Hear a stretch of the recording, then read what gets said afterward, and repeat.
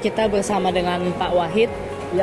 Boleh Pak perkenalan diri dulu, dari mana asalnya, udah berapa lama di Jakarta, boleh dijelaskan? Oh iya, alhamdulillah. Assalamualaikum warahmatullahi wabarakatuh.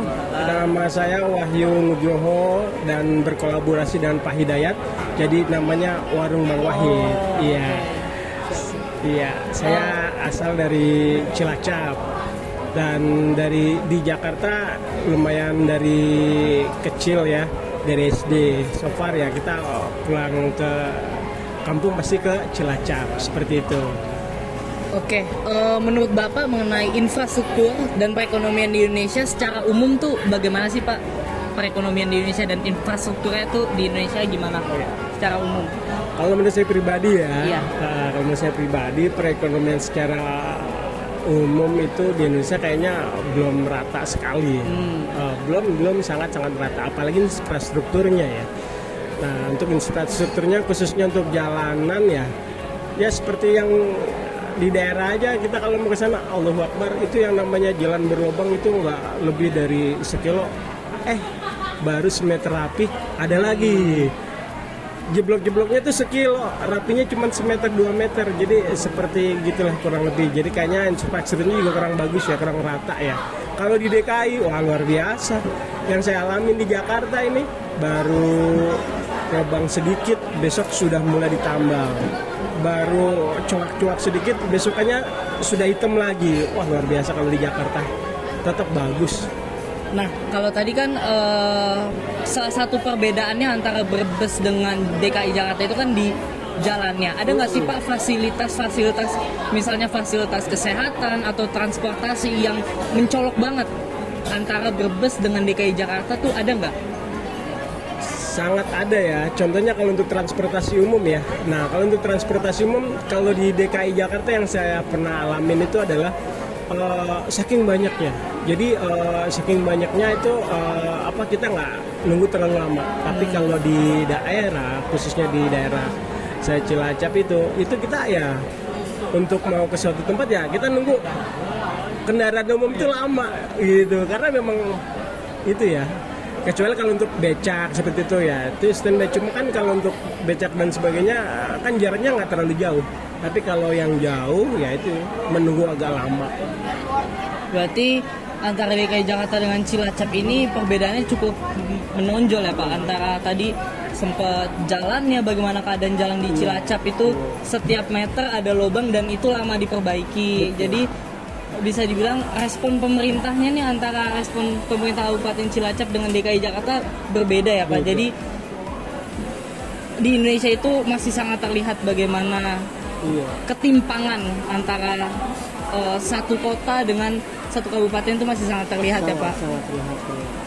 Apa ada nggak sih Pak harapan Bapak untuk pemerintah Kabupaten Cilacap, mungkin untuk apa sih yang bisa di-improve lagi, bisa ditingkatkan lagi ke depannya untuk infrastruktur di Cilacap? Oh ya, mungkin untuk sekarang ya mungkin ya seperti yang kita lihat ya, untuk jalannya dipermulus kembali gitu kan, untuk aksesnya lebih dimudahkan ya, tadi jalan dirapikan, terus untuk kendaraan umum khususnya ya mungkin ditambah kali ya, khususnya untuk yang masuk ke dalam ke pedalaman seperti itu. Oke Pak, terima kasih Pak. Kita juga mengetahui ya teman-teman bagaimana timpangnya fasilitas transportasi dan fasilitas jalan antara Cilacap dengan DKI Jakarta. Terima kasih Pak sebelumnya. Terima kasih teman-teman.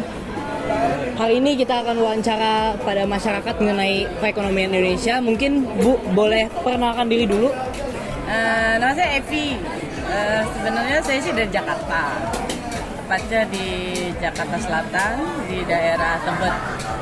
Oke, menurut Ibu sebagai masyarakat Jakarta sendiri ini yang paling merasakan pembangunan, istilahnya, menurut Ibu bagaimana sih Bu perekonomian di Indonesia secara umum, khususnya infrastruktur di Indonesia itu apakah udah bagus?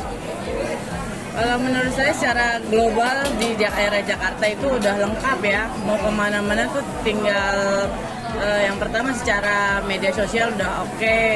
Terus secara fasilitas angkutan umum udah Betul. bagus. Terus secara pemesanan untuk yang lain-lain secara online juga udah oke. Menurut Ibu kira-kira apa sih yang bisa ditingkatkan untuk perekonomian Indonesia? Ada nggak Bu hal yang bisa ditingkatkan untuk lebih maju lagi? Kalau untuk ditingkatkannya mungkin dari sisi lapangan pekerjaan lebih ditingkatkan lagi, mungkin lebih banyak mengambil benar-benar dari pribumi, tapi memang sih terbentur sama yang namanya pendidikan ya. Tapi kalau setidaknya kalau untuk lebih meningkatkan lagi mungkin upah regionalnya kali ya, Iya, kayak iya. gitu ya. Upah regionalnya itu lebih sama katakan aja.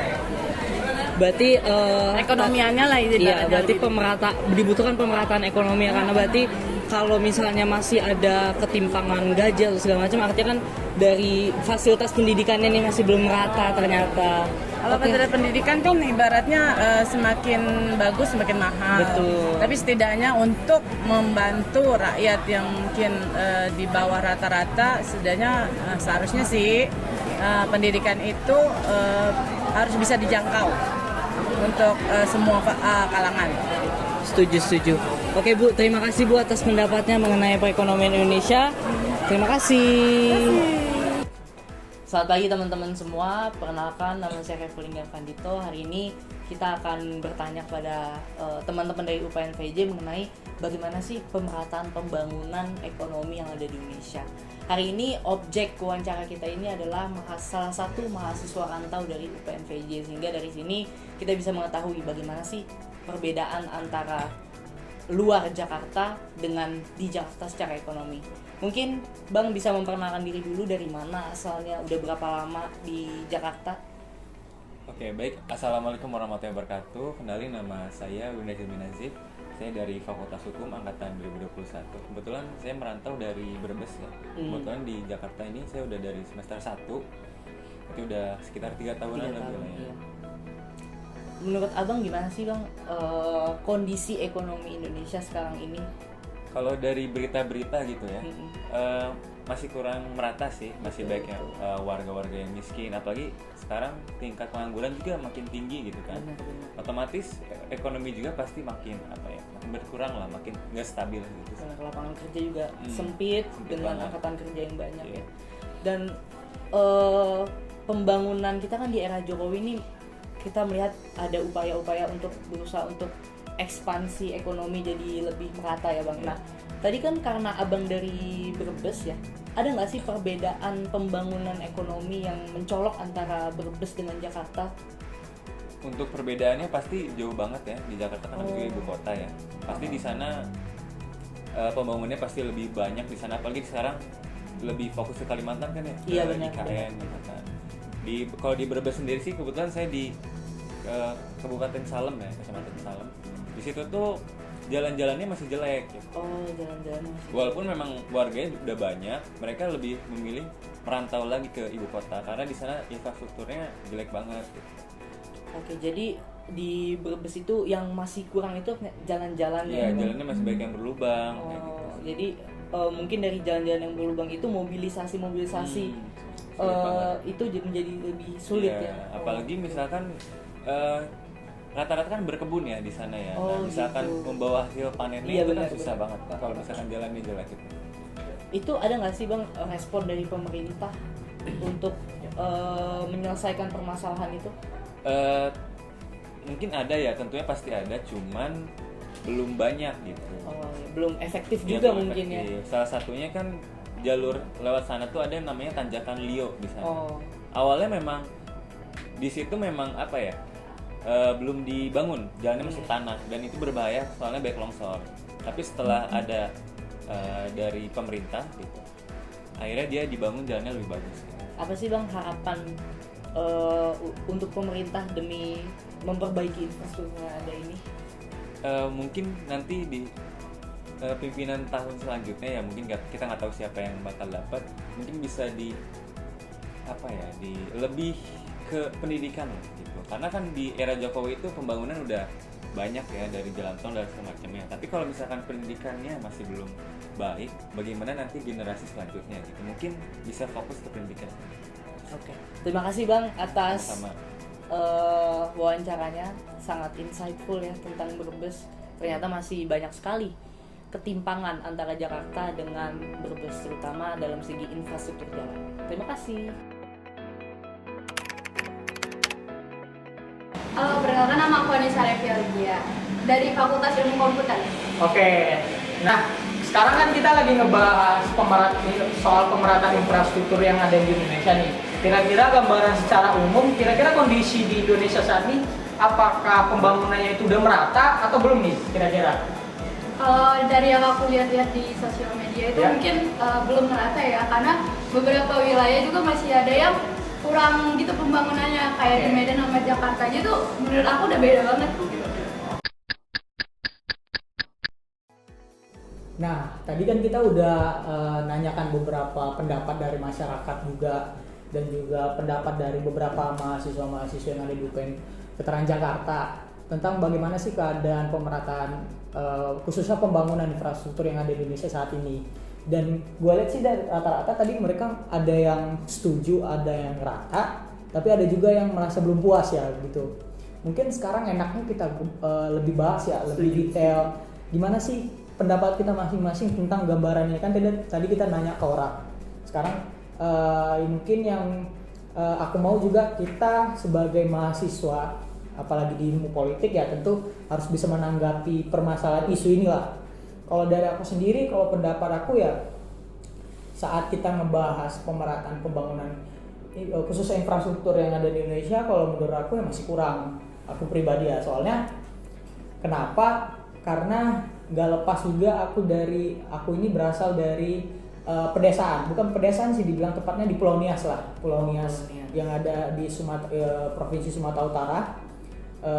Itu aku tuh dari kecil di situ, dari SD, SMP, SMA aku di situ. Ya meskipun aku lahir di Jakarta, tapi untuk sekolahnya aku di sana.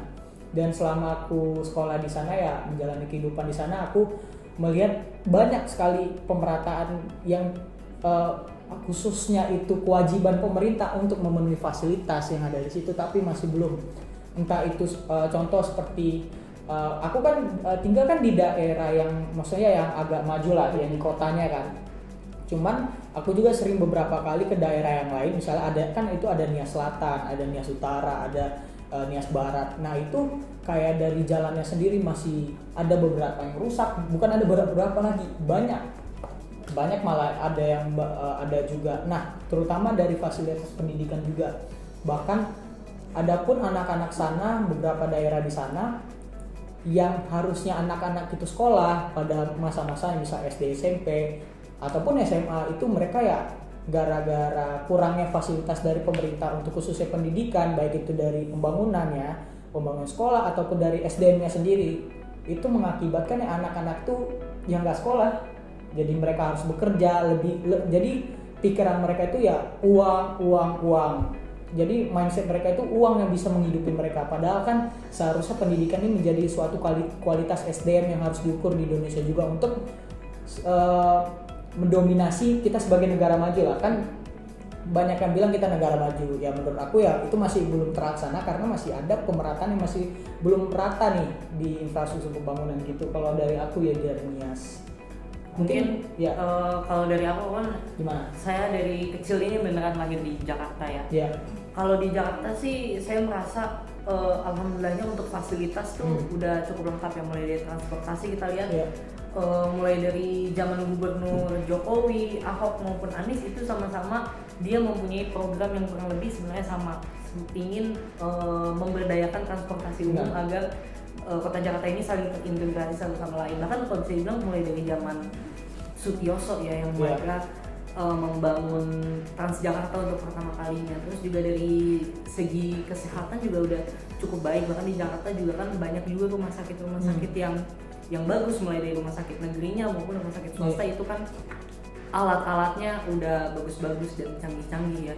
Terus juga kalau misalnya dari segi pendidikan, aku rasa juga di Jakarta ini udah udah baik sekali ya, hitungannya udah cukup baik karena banyak universitas-universitas ternama dan juga biaya sekolah di Jakarta ini udah ditanggung pemerintah mulai dari SD sampai dengan SMA. Tamat, ya. Iya, jadi dari SD Itu yang khusus yang negeri ya? itu khusus yang negeri. Jadi kurang lebih pendidikan Jakarta udah cukup terjamin lah untuk anak-anak di Jakarta. Tapi saya kan juga punya kampung ayah saya itu ada di daerah Purworejo. Iya.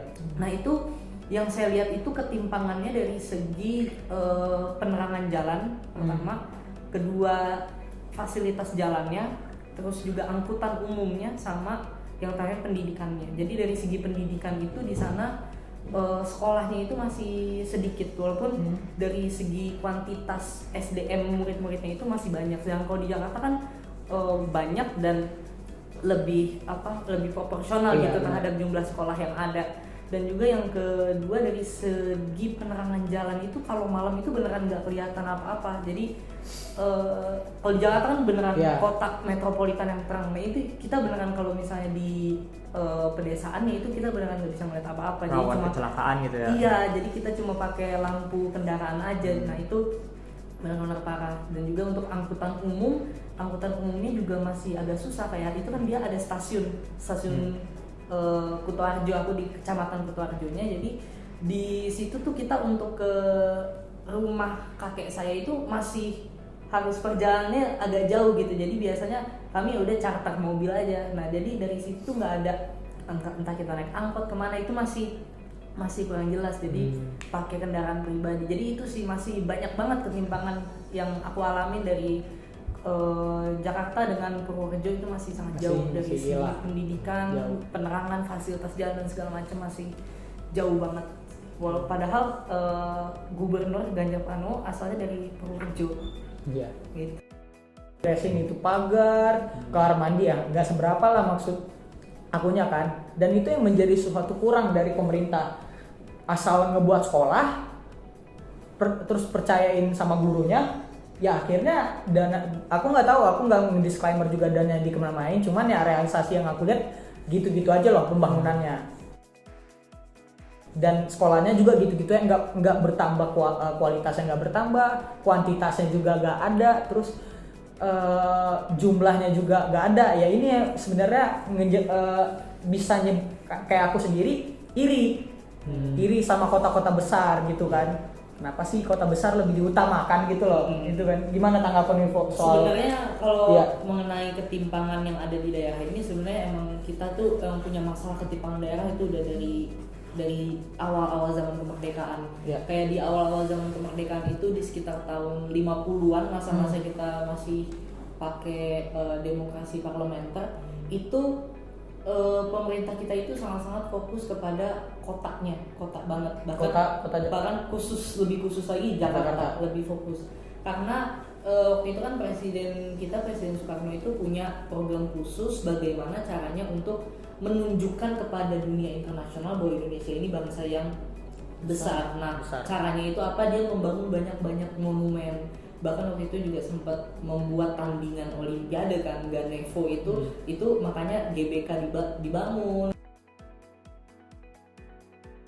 gedung DPR juga dibangun, Monas dibangun, dan banyak patung Selamat Datang dan patung Pancoran itu juga dibangun. Itu tujuannya untuk menunjukkan bahwa Indonesia itu adalah bangsa yang besar. Jadinya pada saat itu ketimpangan yang terjadi itu di antara Sumatera dan Sulawesi, sampai makanya ada gerakan yang namanya PRRI dan Permesta. Ada beberapa sejarawan yang berpendapat bahwa ini adalah gerakan pemberontakan, tapi ada juga yang bilang bahwa ini adalah gertakan kepada pemerintah pusat.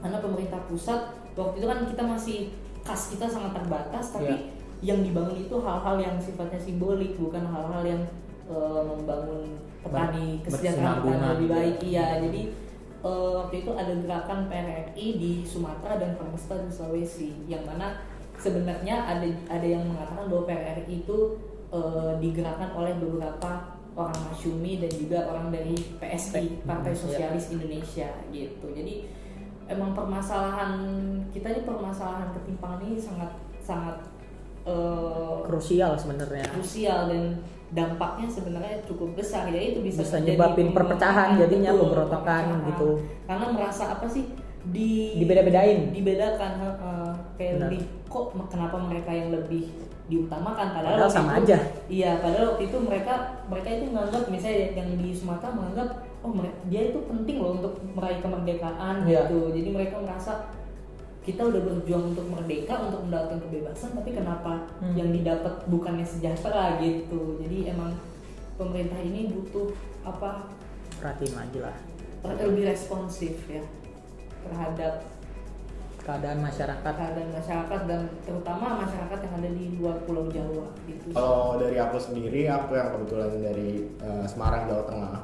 Mungkin aku dari bukan pelosok sih, lebih ke pinggiran kota gitu. Kalau lu tinggal di situ di pinggiran kota Ya, Semarang di, atau gimana? di pinggiran, Itu daerah mana? Di pinggiran kota Semarang, tepatnya di daerah Demak. Oh. Demak itu perbatasan dengan Kudus. Di mana di situ banyak industri. Mungkin kalau dari aku sendiri, mungkin kurang lebihnya sama kayak Rio. Dari segi ketimpangan pendidikan, pembangunan infrastruktur dan pendidikan. Salah satunya tentang pendidikan tuh ada di mana di wilayah Semarang tuh namanya wilayah Sayung. Nah, di situ tuh beberapa sekolah, rumah dan lain sebagainya itu terkena dampak dari rob dari Rob itu apa?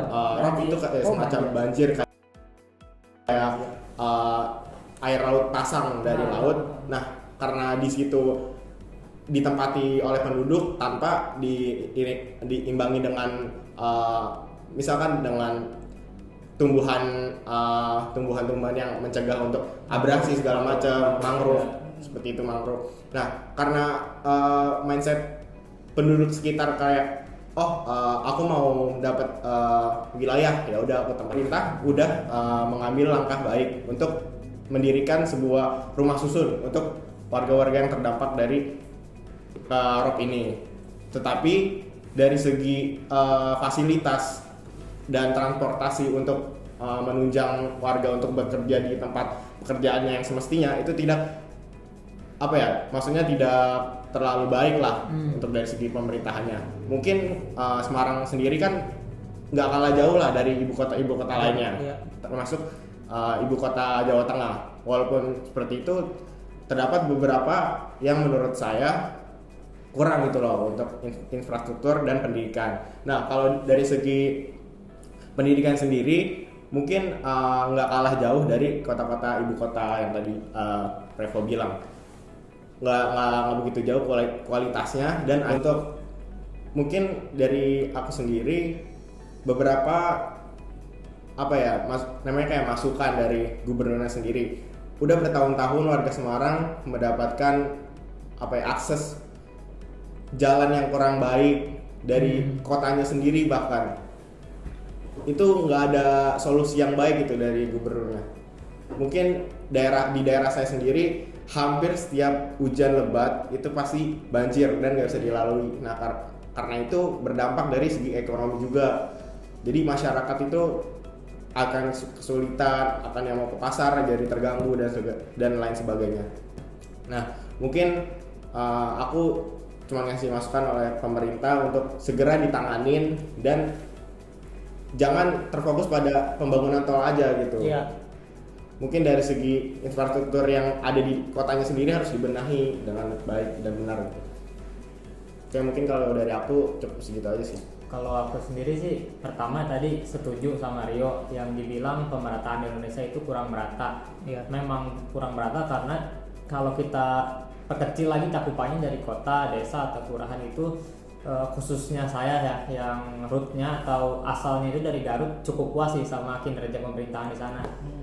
Gini nih, aku kan masih lahir di desa, namanya itu desa Kersamana. Terakhir itu ke pulang kampung 2021, berarti udah 2 tahun. 2 tahun ya. Di sana itu kaget, pembangunan itu kayak pesat banget gitu.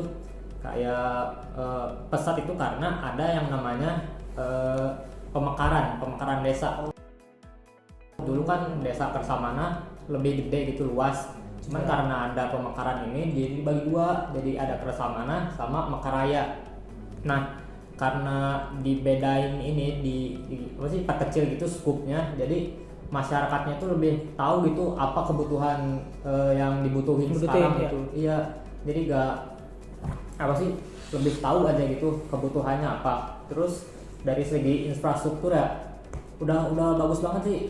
Pas pertama sebelum 2021 jalan itu masih kayak apa sih, tanah gitu kan, kampung ya, masuk mayoritas masih petani gitu. Tapi sekarang udah dibeton, bahkan terakhir lihat status yang saudara-saudara di sana udah diaspal, itu bagus banget. Terus kalau masalah pendidikan ya, pendidikan sih udah bagus juga. Dulu kan cuma ada madrasah gitu, madrasah itu kayak sekolah Islam aja. Terus pembayarnya juga terserah masyarakatnya mau bayar mau enggak, bodo amat gitu. Tapi sekarang gara-gara ada pemekaran ini udah banyak sekolah-sekolah baru, sekolah-sekolah negeri, TK juga udah mulai ada, PAUD segala macem tuh udah ada.